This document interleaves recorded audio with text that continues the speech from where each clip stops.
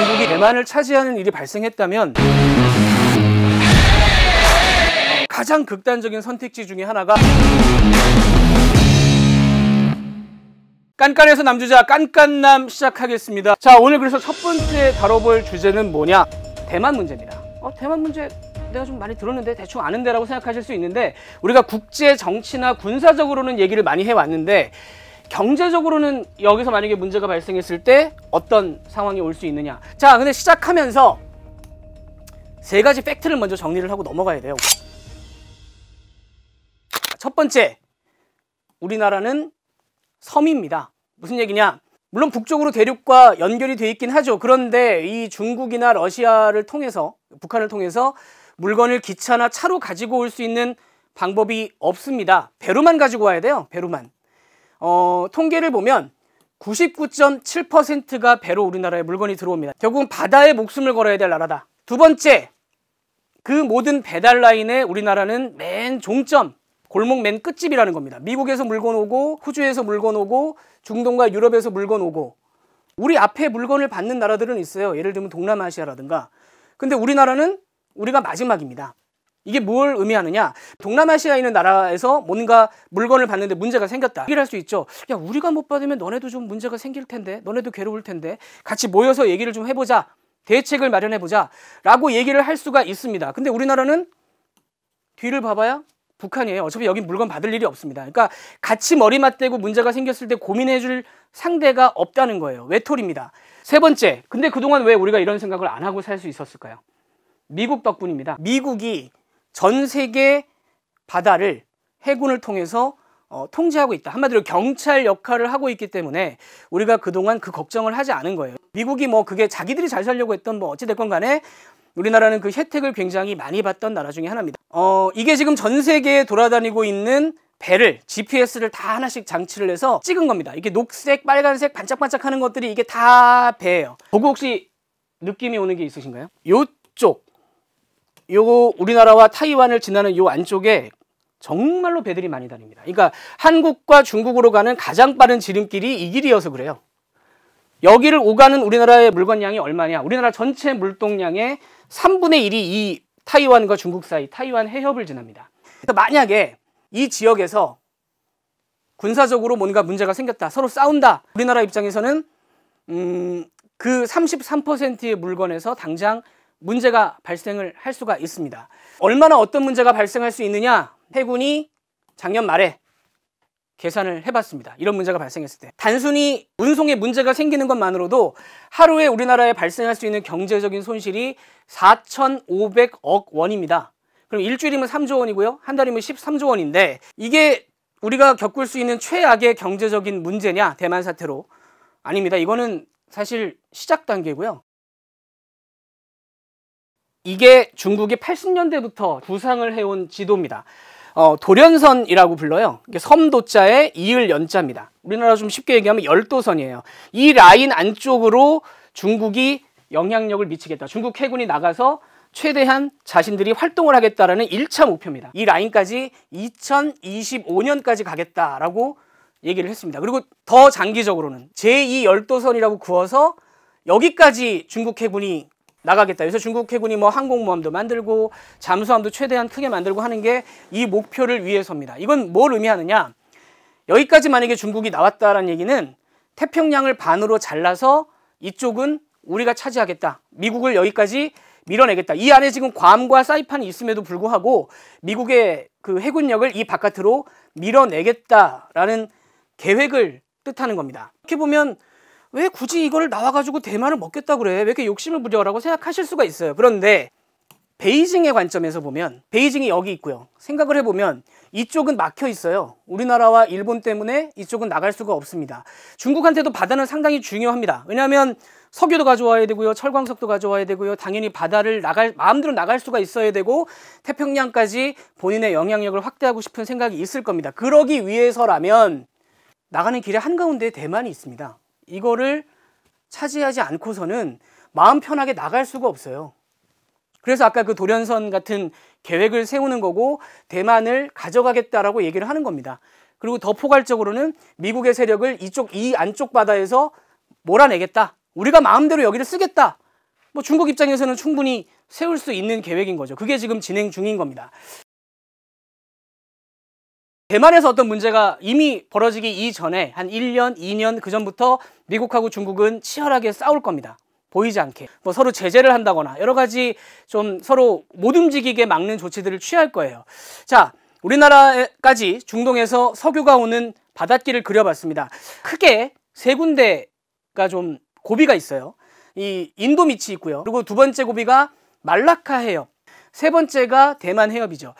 자, 그런데 극단적인 상황으로 또 한번 가정을 해보자면 전쟁이 좀 임박한 것 같다, 뭔가 상황이 벌어질 것 같다. 그럼 미국이 취할 수 있는 가장 극단적인 선택지 중에 하나가 여기를 막는 겁니다. 해군을 동원해서. 뭐 필리핀에 해군기지도 있고 하기 때문에 여기 막는 거 그렇게 어렵지 않습니다. 항공모함만 보내면 여기를 막을 수 있어요. 그래서 여기를 딱 길목을 틀어주고 중국으로 가는 물건 중에 우리한테 위협이 될 만한 건 여기를 못 지나가게 하겠다. 대표적으로 원유가 해당이 되겠죠. 석유가 가면 당연히 중국군에 쓰일 거니까. 그리고 중국군이 쓸 수 있는 각종 물품들을 막겠다고 여기를 막을 수가 있어요. 반대로 중국 입장에서는 우리는 미국에게 도움이 될 수 있는 물건을 통과 못 시키겠다라고 나설 수가 있습니다. 예를 들면 이 해협을 막고 한국으로 가는 물건 중에 나중에 미국으로 간 미군이 쓸 수 있는 물건들을 최대한 막겠다. 똑같이 원유가 해당이 될 수 있겠죠. 혹은 다른 물건들도 해당이 될 수 있습니다. 이 길이 이미 사전에 끊길 가능성이 있다는 거죠. 이런 얘기 들어본 적 없으시죠? 그런데 미국의 50년 된 싱크탱크 케이토 연구소라는 데가 있습니다. 여기가 이미 오래전부터 대신 고민을 해주고 있어요. 그래서 계산을 해놨습니다. 싱가포르에서부터 아까 말씀드린 돌연선이 이렇게 펼쳐져 있는데 어찌됐건 위험할 수 있기 때문에 이 길로 가지를 못한다, 한국배가. 그럴 경우에 삥 둘러가야 됩니다. 이럴 때 어떤 상황이 발생할 수 있느냐, 이렇게 바로 가는 길보다 6,300km가 더 길어지고요. 시간으로서는 34시간이 추가 소요가 됩니다. 시간이 근데 더 걸려서라도 오면 다행이죠. 이게 중국이 주장하는 영해와 일본이 주장하는 영해를 함께 그려놓은 지도입니다. 우리나라로 오는 배가 여기를 지나서 여기까지 왔다고 쳐보죠. 여기를 못 지나가게 했던 중국이 여기는 과연 놔둘 것이냐. 또 한 가지, 여기까지 왔는데 이 보라색 일본입니다. 일본의 협조를 얻어야 되는 상황이 발생을 하는 거죠. 우리 해군이 힘이 좀 강하면 여기를 뚫고 나가서 이 길을 확보를 할 수가 있을 겁니다. 여긴 공해상이야. 법적으로 아무나 지나다닐 수 있는 길이야. 너네가 왜 막아? 라고 나가서 이걸 지켜낼 수 있을 거예요. 그런데 우리나라는 이 북쪽을 신경 쓰다 보니까 육군에 좀 힘을 기울일 수밖에 없었고 상대적으로 해군은 약한 편입니다. 일본 같은 경우에 지금 보시면 아시겠지만 육군을 키울 필요가 없죠. 그러다 보니까 해군을 워낙 강하게 키워놨고 사실상 세계 3위권 혹은 2위권까지도 해군력을 논할 정도입니다. 우리나라랑 해군력으로는 비교가 되질 않아요. 미국에서 오는 물건, 호주에서 오는 물건까지도 극단적인 상황에는 일본의 협조를 얻어야 되는 그런 신세가 될 수 있다는 겁니다. 반 잘라서 이쪽으로 오려면 중국의 협조를 받아야 되고요. 굉장히 골치 아픈 상황이죠. 지난주에 첫 번째 시간으로 대만에서 어떤 문제가 발생했을 때 우리한테 경제적으로 어떤 문제가 있을 수 있느냐, 이 부분을 집중적으로 다뤄봤죠. 근데 강도 10의 최악의 상황을 좀 얘기를 해봤고, 예고해드린 대로 오늘은 그 전에 벌어질 수 있는 일들 5, 6, 7, 8, 9 상황에서는 어떤 문제가 있을 수 있느냐, 이 부분을 좀 집중적으로 다뤄보도록 하겠습니다. 뭐 바로 들어가 보도록 하죠. 이게 최근에 나온 글입니다. 이게 딱 보기만 해도 눈살이 찌푸려지죠. 영어라서. 번역기를 동원해서 한국말로 바꿔보면 무슨 얘기냐, 미국이 경제전쟁위원회라는 걸 만들어야 한다. 특히 금융전쟁을 준비해야 된다. 만약에 중국이 대만을 쳐들어갈 것 같다.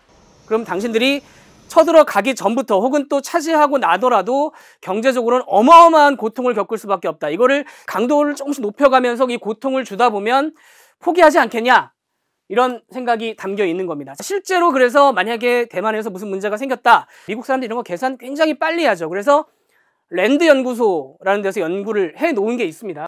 이게 미국의 GDP 성장률 그래프예요. 1930년대부터 만들어 놓은 건데, 만약에 대만에서 무슨 문제가 발생하면 미국의 GDP는 5에서 10%까지 순식간에 빠질 수 있다라는 계산이 나와 있습니다. 미국의 GDP가 10% 이상 빠진 게 이때 대공황 때, 그 다음에 2차 대전 직후 두 번밖에 없어요. 최근에 보면 코로나 때가 마이너스 2.8%예요. 그러니까 미국의 입장에서도 GDP가 5에서 10% 빠지는 일은 최근에 한 80년 가까이 겪어본 적이 없습니다. 만약에 진짜 이렇게 빠진다 그러면 충격이 어마어마하겠죠. 한국의 1년 GDP가 한 번에 빠졌다라고 생각하시면 됩니다. 굉장히 큰 충격이 오겠죠. 그런데 미국이 이런 얘기를 하는 이유는 눈치를 채셨겠습니다만은, 그래, 우리는 이 정도 피해를 볼 거야. 근데 너네는 이 정도로 그치지 않을 걸 이라는 생각이 담겨져 있는 겁니다. 랜드 연구소의 연구 결과를 보면 중국은 GDP의 25에서 35%가 빠질 거다라는 결론이 나와 있습니다. 이게 심지어 각종 제재라든가 혹은 전쟁 때문에 무슨 공장이나 이런 게 망가지는 인프라 손상 이런 걸 계산하지 않고서도 이 정도다. 쉽게 말씀드리면 한국 3년치 GDP가 중국에서 날아간다고 보시면 됩니다. 이거는 굉장히 심각한 체제적인 문제가 될 수 있다. 그동안 나라를 하나로 묶어온 게 경제 성장을 빨리 하면서 그 과실을 서로 어찌됐건 나눠 먹으면서 여기까지 온 건데, 만약에 이렇게 순식간에 내려간다면 국가 전체가 위기가 올 수 있다는 걸 미국 쪽에서 상당히 겁을 주고 있는 겁니다. 왜 이런 일이 발생할 수 있느냐? 경제의 피는 돈이고요. 돈이 돌아야 되겠죠? 경제의 살은 각종 공장이라든가 산업이 될 겁니다. 우선 돈에서 문제가 발생합니다. 돈이 당장 빠져나갈 거다. 중국에 들어가 있는 국제 자본이 지금 사들여 놓고 있는 중국의 주식과 채권이 1조 달러입니다. 중국의 GDP는 17조 달러예요. 그러니까 한 6%에서 7%의 GDP를 순식간에 빠져나갈 수 있다. 근데 더 걱정을 하는 부분은 중국은 이 사회주의 국가다 보니까 만약에 외국 투자자가 돈을 가져가려고 하는데 언제든지 정부가 나서서 야, 바꿔주지 마! 이럴 가능성에 대해서 항상 관계자들이 주시를 하고 있어요. 그렇다면 어떤 시그널이 언제 터질지 모르는 겁니다. 눈치를 누가 보다가 누가 갑자기 주식을 왕창 팔았어 그러면 와, 이땐가 보다 그러고 싹 팔고 나갈 수가 있어요. 또 한 가지는 외국에 있는 중국 주식이나 중국 자산도 덤핑을 할 것이다. 이런 무슨 사태가 발생하느냐? 위안화 환율이 폭락을 할 거다. 그러면 중국에서 물건을 밖에서 사올 때 돈을 훨씬 더 많이 써야 되겠죠. 물가는 확 뛸 거고요. 그러니까 한마디로 피해 문제가 생긴다. 피가 끊긴다라는 게 첫 번째 얘기고요. 두 번째는 지도를 보면서 설명을 드리자면 대만에 어떤 문제가 발생했다고 칠 때 세계 10대 항구 중에 7개가 중국에 있습니다. 특히 그 중에 상하이라든가 홍콩 쪽이라든가 이런 쪽의 배들이 만약에 여기서 문제가 발생한다면 일반 상선들이 여기를 접근을 하려고 하지 않을 거예요. 위험하기 때문에. 그리고 보험료 자체가 굉장히 오르고 운송료가 굉장히 오르기 때문에 온다고 하더라도 굉장히 높은 가격이 될 수밖에 없습니다. 달러가 빠져나가면서 이미 한번 충격을 받은 상태에서 물건도 오지 않는다. 중국 입장에서는 아까 말씀드린 인프라 파괴나 이런 게 없이도 35%까지 GDP가 3분의 1이 쪼그라들 수 있다. 자, 여기까지 들으시고 야, 중국이 저런데도 뭔가를 하겠어? 라고 생각할 수 있지만 이 전쟁이라는 어떤 정치라는 거는 경제와 또 다른 방향으로 움직일 수 있기 때문에 그 부분은 우리가 무시할 수 없는 거죠. 근데 또 한 가지 드는 생각이 아이고 중국이 35%나 빠져? 뭐 고소하다. 일부분에서는 그렇게 생각하실 수도 있을 겁니다. 그런데 문제는 이런 사태가 발생했을 때 과연 우리나라는 그러면 지금처럼 아무 피해 없이 온전하게 갈 수 있을 것인가? 이게 이미 작년 말에 로이터가 보도를 한 적이 있어요. 미국에서 이런 법안을 준비하고 있다. 일단 시진핑 주석과 다른 지도자들 개인에 대한 제재를 할 것인데 문제는 글로벌 시장에서 중국 은행을 배제한다. 한마디로 달러로 물건을 사올 수 없게 한다. 그 다음에 중국 기업의 상장을 금지하고 에너지 프로젝트 같은 경우를 통제하겠다. 이게 무슨 얘기냐면 우리나라가 중국에 물건을 주고 사오려고 할 때 달러를 받을 수 없기 때문에 중국이 그때 위안화로 가져갈래요? 이렇게 말을 하면 우리가 받겠습니까? 그거를? 주고 싶어도 줄 수 없는 이 부분도 보면 우리 물건 중에 미국이 저거 팔지 마, 안 돼 라고 얘기할 수 있다는 거죠. 이 상황까지 갔을 때 과연 미국이 야, 이걸 이렇게 하면 한국이 되게 피해를 볼 텐데 이런 생각을 과연 할 거냐? 미국은 미국 편이 될 겁니다. 한국까지 생각할 결을 혹은 이유가 없을 수 있죠. 이게 그걸 의미합니다. 미국과 중국의 직접 거래는 계속 하겠다는 겁니다. 미국한테 필요한 물건은 중국에 계속 사오겠지만 다른 나라가 중국하고 거래하는 건 우리가 얼마든지 막을 수 있다라는 뜻으로 이해를 해야 될 것 같습니다. 그래서 이번 주에 파이낸셜 타임스가 이 기사를 썼죠. 중국이 미국의 마이크론의 이 메모리 반도체를 안 사겠다고 하면 한국이 너네가 그 부족분을 채우지 말아라, 팔지 말아라 라는 주장을 하고 있다. 우리나라 기업들 입장에서는 팔짝 뛸 일이지만 이거는 시작일 뿐이고 계속 앞으로 갈수록 미국이 이런 요구를 우리한테 할 수 있는 가능성은 올라갈 겁니다. 얼마나 그럼 우리가 피해를 볼 수 있느냐? 아직까지 거기에 대한 계산을 해본 곳은 없어요. 그런데 여기서 우리가 단초를 찾아볼 수 있습니다. 우리나라가 전체 수출에서 중국에 수출하는 비중이 22.8%예요. 근데 그 중에 80%는 중간재입니다. 이걸 더해보면 결국은 우리나라 총 수출의 6분의 1은 중국의 원자재로 수출이 됩니다. 이 중에 어떤 게 해당이 될지 몰라요. 결정적인 순간에. 대부분의 중소기업과 중견기업은 지금 만들어서 이 시장 뚫기도 어려운데 어느 날 아침에 당신네 물건 중국에 못 팔아요. 이렇게 나왔을 경우에 이 피해가 예측할 수 없는 데까지 번질 수가 있다는 거죠. 또 한 가지, 미국이 과연 우리가 파는 것만 못하게 할 거냐? 아마 사오는 것도 못하게 할 거고 달러로 거래할 수 있는 물건들 중에 우리가 못 사오는 물건도 발생할 수 있습니다. 그래서 이걸 보시면 주요 원자재예요. 주요 원자재 중에 중국산이 80% 이상인 물건이 1850가지고요. 중국산이 90% 이상인 게 1275가지입니다. 뭐가 끊길지 몰라요. 예를 들면 자동차를 만드는데 수만 가지 물건이 들어가는데 전 세계에서 자동차 부품을 제일 많이 만드는 나라가 중국이고 우리가 엄청나게 사다 씁니다. 그러면 한 부품만 없어도 자동차는 못 만듭니다. 완성품이 나올 수가 없어요. 산업 전체가 멈추는 사태까지도 우리가 생각을 해봐야 된다. 2차 전지 배터리 한국이 최고다 그래서 투자도 많이 하시고 우리 국민들도 많이 주식 사고 하죠. 히토류가 꼭 들어가야 되는데 그 히토류의 90% 이상이 역시 중국산입니다. 미국이 나서서 이거 사지 마, 저거 팔지 마, 혹은 달러 막았어 이렇게 했을 때 어디서부터 어디까지 피해가 날지에 대해서 예측을 하기가 현재로서는 굉장히 어렵습니다. 이렇게 중국과 한 덩어리로 뭉쳐져 있는 나라는 사실 전 세계에 우리나라밖에 없기 때문에 이런 일이 벌어졌을 때 우리와 함께 부둥켜 안고 눈물을 흘리면서 이제 어떻게 살아야 되나 라고 같이 고민해 줄 나라는 전 세계에 거의 없다. 지금까지는 미국의 관점에서 말씀을 드렸죠. 중국도 마찬가지로 우리한테 제재를 할 수가 있습니다. 너네 미국 편이잖아. 사가려고 해도 안 팔 거야 라고 할 수도 있다는 거죠. 사드 사태 이후에 이미 중국이 그래서 제도를 만들어 놨습니다. 2020년에 수출관리통제법이라는 걸 만들었어요. 그래서 한국이 대만 문제에 개입하면은 국가안전과 이익에 위해된다. 핵심 광물과 원자재 수출을 중단할 수 있도록 해놨습니다. 이미 법이 있어요. 여기서 그치는 게 아니고요. 외국 국가가 중국의 주권에 위해를 가할 경우에는 반외국 제재법, 그러니까 우리나라에 반하는 외국을 제재하는 법인데 중국 안에 있는 동산, 부동산, 각종 재산을 뺏을 수 있게 되어 있습니다. 우리는 저쪽에서 한 번 맞고 이쪽에서 한 번 맞고 가운데에 서서 계속 얻어맞는 상황이 될 수가 있다. 다시 한번 말씀드리지만 이런 상황이 발생한다고 하면 미국은 미국 편일 것이고 중국은 중국 편일 겁니다. 우리에게 어느 편을 들 거냐라고 강요를 할 수가 있다는 거죠.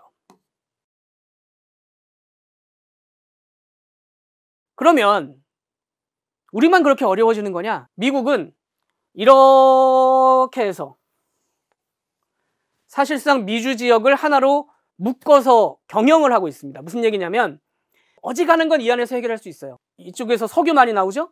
먹는 거 다 해결되죠? 히토류 같은 것도 남미에 많죠? 그러니까 자원 다 돌릴 수 있고요. 반도체 공장이나 배터리 공장도 전부 미국으로 불러들이려고 하는 이유도 유사시에는 여기를 잃더라도 혹은 여기서 문제가 발생하더라도 이 안에서 모든 걸 돌리겠다라는 그 구상을 하고 있는 겁니다. 그렇기 때문에 GDP가 대만 문제가 발생하더라도 5에서 10% 이내로 감소하는 걸 억제할 수 있다라고 생각을 하는 거고요. 두 번째로 유럽은 그럼 어떨 거냐? 유럽도 만약에 그런 문제가 발생할 때는 원자재를 구하고 산업을 돌리는 게 문제가 되겠죠. 그렇기 때문에 법을 만들고 있습니다. 핵심 원자재법. 유럽 전체가 한 덩어리가 돼서 우리가 어떤 원자재가 필요하고 어떤 원자재를 어디서 그러면 구해와야 되는 것인가에 대해서 함께 논의해서 함께 법을 만들자라는 구상이 추진 중인 겁니다. 굉장히 빠르게 추진되고 있어요. 유럽 같은 경우에는 급할 경우에 아프리카와 중동으로 가면 됩니다. 여기는 막는 사람들이 없기 때문에 아프리카와 중동에 가서 물건을 가져오면 되고요. 그리고 정 안 됐다, 너무 급하다 하면 바다 건너서 미국한테 SOS를 칠 수 있겠죠. 좀 도와주십시오. 그러면 미국이 필요한 물건 뭐 있어요? 좀 남는 게 있는데 드릴까? 이렇게 하면서 양쪽은 큰 문제 없이 갈 수 있겠죠. 그런데 이렇게 갈라져 있는 걸 구상해서 자기들은 자기들대로 살지만 우리는 이런 처지가 아니다. 위치상으로. 마지막으로 그럼 우리 옆에 일본은 어때? 라고 생각하실 수 있어요. 일본이 이게 한 10년 이상 전부터 일본도 이런 준비를 해왔습니다. 이게 그러니까 금속과 에너지를 어디서 어떻게 갖고 올 것이냐에 대해서 민관 합동으로 기구를 만들어서 이미 작전 계획을 세우고 여러 군데의 에너지들을 확보하면서 가지고 올 계획을 세워놨습니다. 또 한 가지 일본은 그래도 우리보다 나은 점이 지도를 보시면 일단은 미국과 호주에서 오는 길이 뚫려 있어요. 가지고 올 수 있는 방법이 있습니다. 우리는 한 번 더 거쳐야 되지만 일본은 여기 앞에서 받을 수 있기 때문에 일본은 우리보다 나은 상황이에요. 그렇다면 과연 우리는 지금 어떤 준비를 하고 있는 거냐, 이런 5, 6, 7, 8, 9단계의 위기에 대해서 어떤 준비를 하고 있는 거냐. 아직 기본적인 법도 만들지 못했습니다. 국회에서 이번에 만들겠다고 했지만 또 여야 사이에 갈등이 빚어지면서 이 법이 그냥 통과가 되지 못하고 있어요. 논의도 안 되고 있습니다. 제일 급한 나라가 말이죠. 이 대만 문제 1, 2편에 나눠서 깐깐하게 한번 따져봤습니다. 댓글로 많은 의견 좀 나눠주시고요. 이게 어떤 계기가 돼서 조금 높은 차원의 논의가 이루어졌으면 하는 바람을 가져봅니다. 다음 순서에 다른 이야기로 찾아뵙도록 하겠습니다. 시청해주신 여러분 감사합니다.